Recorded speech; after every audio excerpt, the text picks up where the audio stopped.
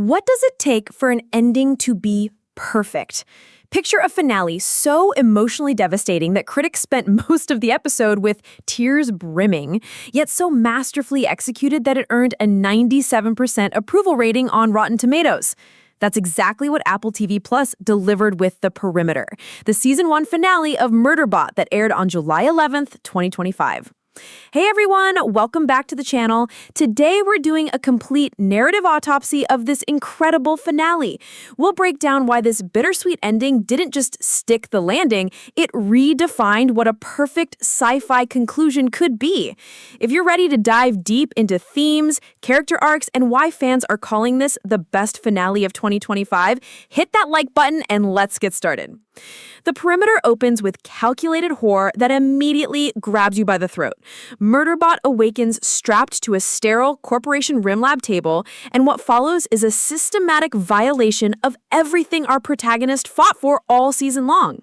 The techs don't just wipe its memories, they strip away its personhood entirely, installing a new governor module and reducing it back to what one critic perfectly called another malfunctioning piece of equipment.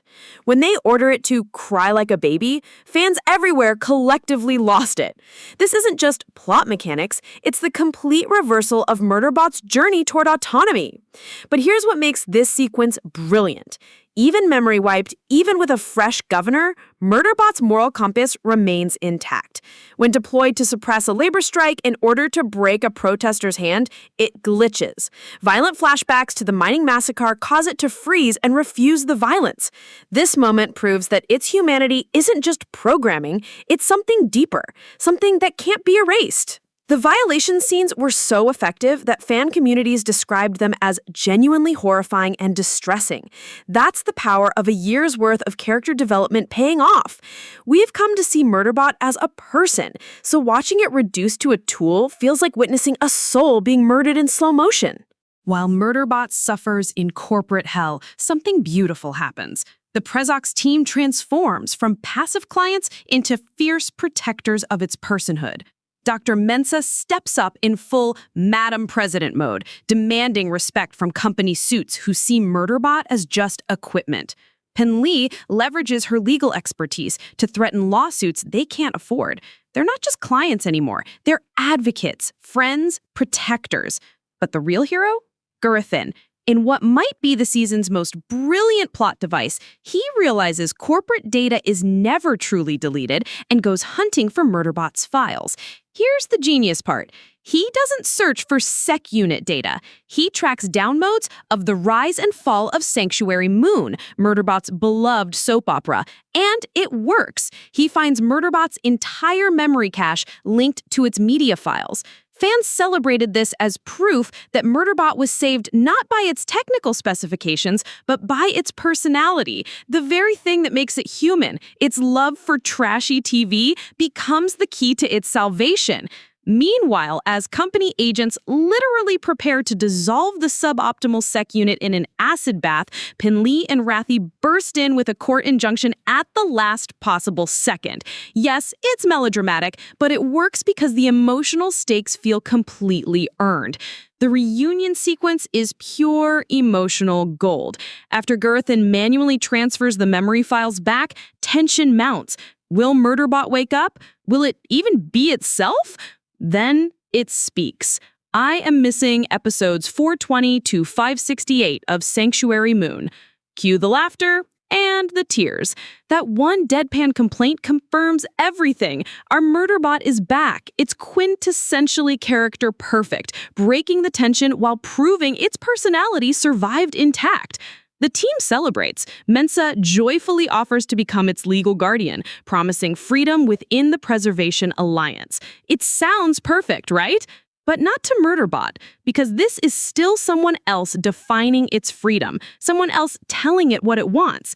Here comes the emotional devastation. Later that night, while everyone's celebrating, Murderbot prepares to leave. It's intercepted by Gurathan, leading to what fans universally call the emotional pinnacle of the entire season.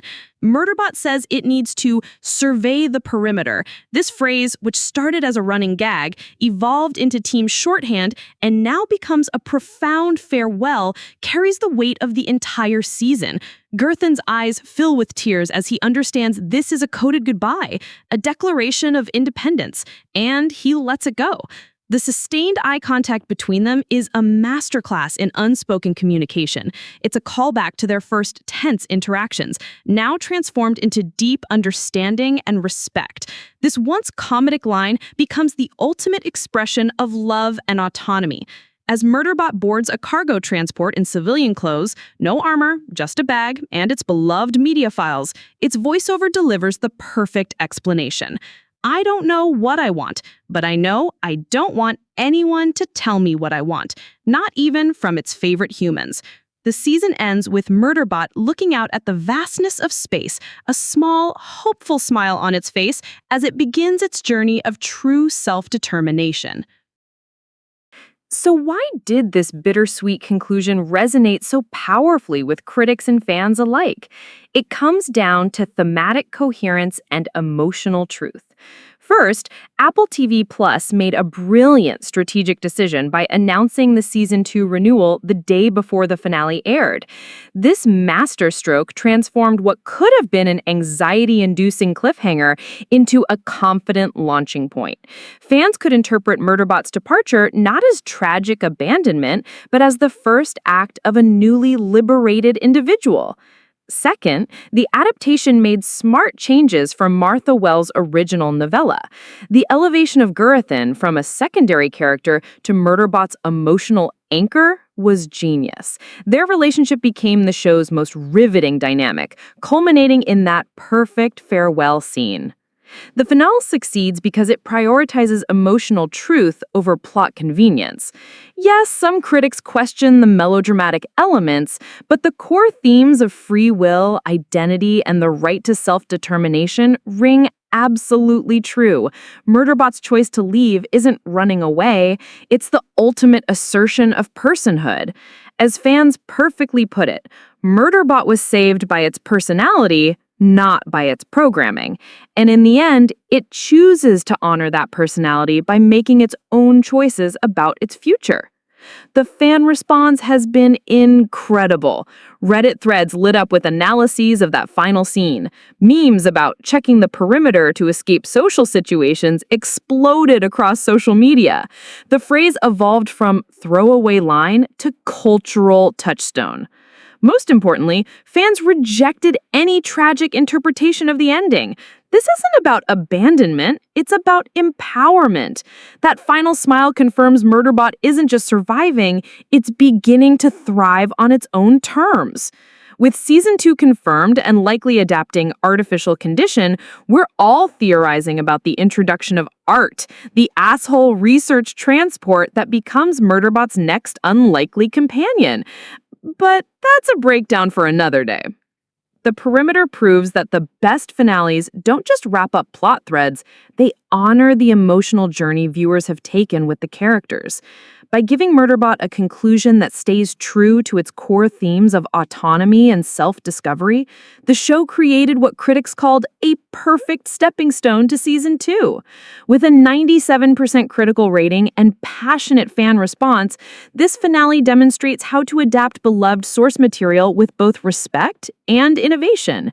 The quiet character moments, the earned emotional beats, and the thematic depth make this not just a great sci-fi finale, but a masterclass in television storytelling. What was your favorite moment from The Perimeter?